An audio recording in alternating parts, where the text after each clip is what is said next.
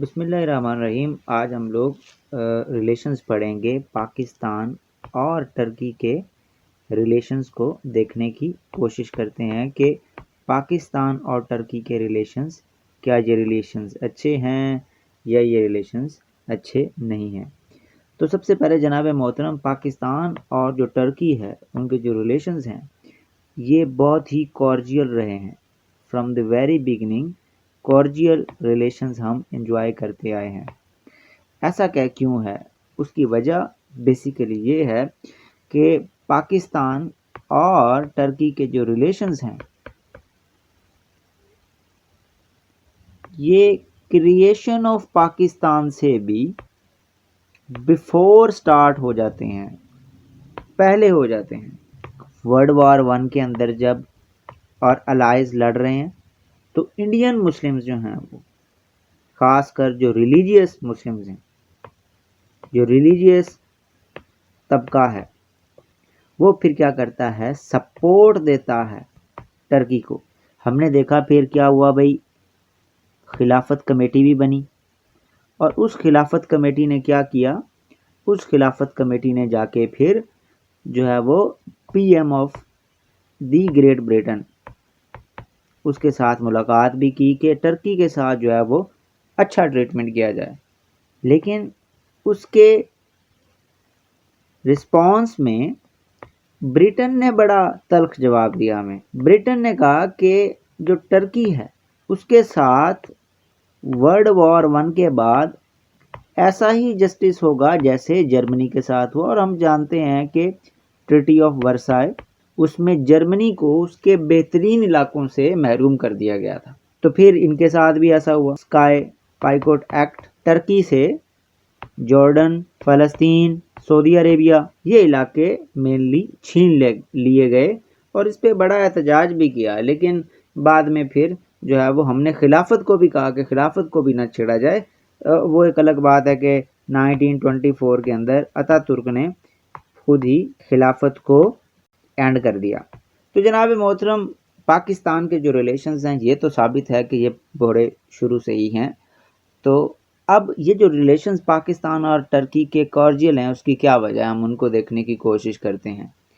सबसे पहली तो बात यह है कि पाकिस्तान को कॉर्डियल रिलेशन रखने ही पड़ेंगे टर्की के साथ।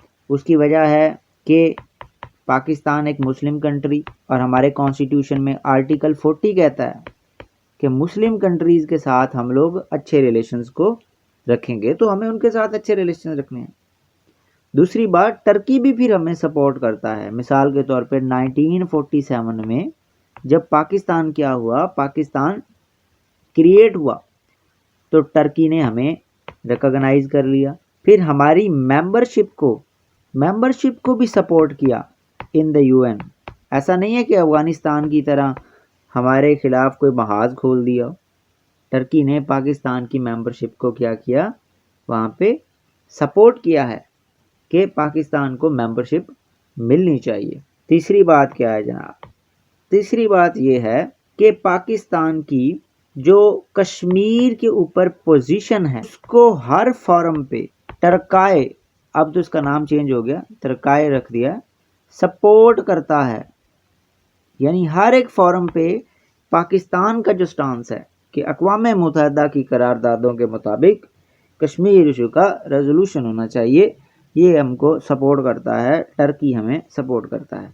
चौथी बात जनाब, जब 1965 में हमारी वॉर होती है इंडिया के साथ, तो इंडिया को अग्रेसर डिक्लेयर करता है कि इंडिया ने ज़्यादती कर दी है पाकिस्तान पे। टर्की ये करता है। और जो कोल्ड वॉर के दौरान पोजीशन है दोनों कंट्रीज़ की वो सेम रही है। ऐसा नहीं है कि जैसे इजिप्ट जो है वो उसने कम्युनिस्ट ब्लॉक के साथ मिल गया तो उसकी वजह से इजिप्ट के साथ हमारे तल्लुकात जो है वो बड़े एक्रिड किस्म के थे, डीप नहीं थे। टर्की के साथ ऐसा नहीं है। टर्की ने भी कैपिटलिस्ट ब्लॉक को ज्वाइन किया, उसकी शायद मजबूरी होगी क्योंकि वो वेस्ट के साथ बैठा हुआ है, उसकी ज्योग्राफिकल पोजीशन है। और पाकिस्तान ने भी क्या किया, वही पोजीशन ली और हम सीटों के मेंबर बन गए। तो सीटों के मेंबर हम 1954 में बने। तो हमारी एक ही पोजीशन थी कि कम्युनिज्म को लड़ना है दोनों कंट्रीज़ में। तो ये एक वजह है हमारे कॉर्डियल रिलेशंस की कि हम सेम पैटर्न में चले हैं कोल्ड वॉर एरा के दौरान। उसके साथ साथ पाकिस्तान और जो टर्की हैं उनके क्लोज रिलेशंस की वजह ये है कि इंटरनेशनल फोरम पे पाकिस्तान को सपोर्ट करता है। जैसे हमने देखा कि न्यूक्लियर सप्लायर ग्रुप में जब मेंबरशिप की बात आई तो अपनी सपोर्ट को पाकिस्तान के पीछे डाल दिया टर्की ने।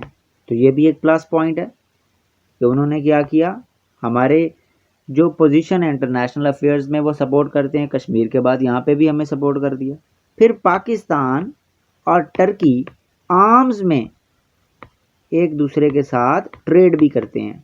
मिसाल के तौर पे पाकिस्तान ने अपने जो ड्रोन आर्सनल है उसको मॉडर्नाइज करना शुरू कर दिया है, इंडिया से भी मॉडर्नाइज कर लिया है। तो उसमें जो एक बेहतरीन ड्रोन वो हमने फिर टर्की से लिया है, क्योंकि टर्की और ईरान ड्रोन की टेक्नोलॉजी में थोड़ा आगे निकल गए हैं, लोकली वो ड्रोन्स को प्रोड्यूस करते हैं, तो हमने ड्रोन उनसे लिए हैं।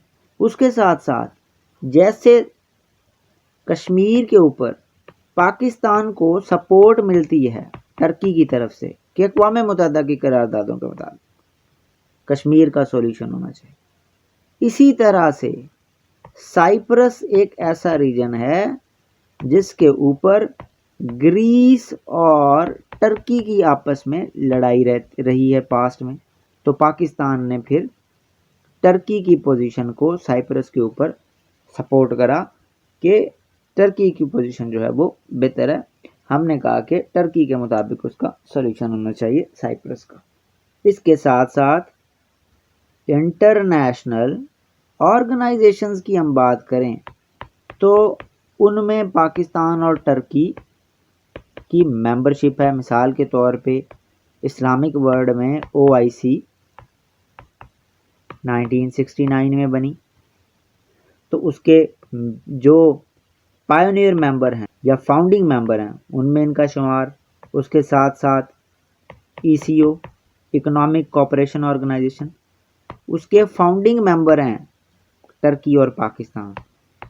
और इसके अंडर तो बहुत सारे एग्रीमेंट भी हुए हैं, ट्रांसपोर्ट के, इंफ्रास्ट्रक्चर के, बैंक के, लेकिन बाद में फिर ECO जो है वो अपने उतने मकासद हासिल करने में नाकाम हुई है, बहुत सारी वजूहात की बुनियाद। रिसेंटली पाकिस्तान और टर्की की जो ट्रेड है उसका वॉल्यूम $850 मिलियन है, जो कि बहुत कम है। तो अभी जो ट्रेड मिनिस्टर हैं वो आए और उन्होंने कहा हम शॉर्ट टर्म में इसको 1 बिलियन तक लेके जाएंगे और फिर इससे भी आगे।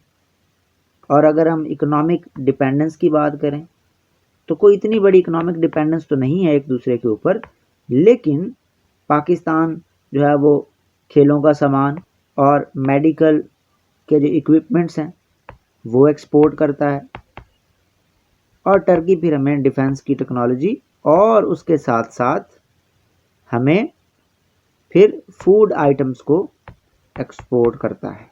और जनाब आखिर में डिज़ास्टर्स के अंदर कमेंडेबल रोल है टर्की का पाकिस्तान के अंदर रिहेबिलिटेशन करने में। मिसाल के तौर पे 2005 में कश्मीर का जो अर्थक्वेक है उसमें रिहेबिलिटेशन के लिए $150 मिलियन जो हैं वो टर्की ने आपको प्रोवाइड कर दिए, आपको दे दिए एज ए एड। उसके साथ साथ अभी हम फ्लड के दौरान देख रहे हैं 3 ट्रेन्स तो आ चुकी हैं रिलीफ का सामान लेकर। तो फिर इस कंटेक्स्ट में भी पाकिस्तान को जो मुश्किल हालात हैं उसमें भी टर्की है जो पाकिस्तान की मदद अपने खुले दिल के साथ करता है। और पाकिस्तान और टर्की के क्लोज रिलेशंस का अंदाज़ा कि इस बात से लगाया जा सकता है कि रेसिप तैयब उर्दवान जो हैं उन्होंने पाकिस्तानी पार्लियामेंट में स्पीच दी है जो कि बहुत कम लोगों को आज़ाद हासिल है, और निशाने पाकिस्तान भी उनको अवार्ड दिया गया। तो जनाब ये कुछ चीज़ें थी जिसकी वजह से पाकिस्तान और टर्की के जो रिलेशंस हैं वो बहुत कॉर्डियल हैं, बहुत अच्छे हैं और इनके अंदर कोई अक्रमणी नहीं है। तो मुझे उम्मीद है कि ये आपको लेसन अच्छा लगा होगा। अगर आपको ये लेसन अच्छा लगे तो आप हमारे चैनल एजुकेटेड पाकिस्तान को सब्सक्राइब भी कीजिएगा और इस वीडियो को लाइक भी कीजिएगा। शुक्रिया।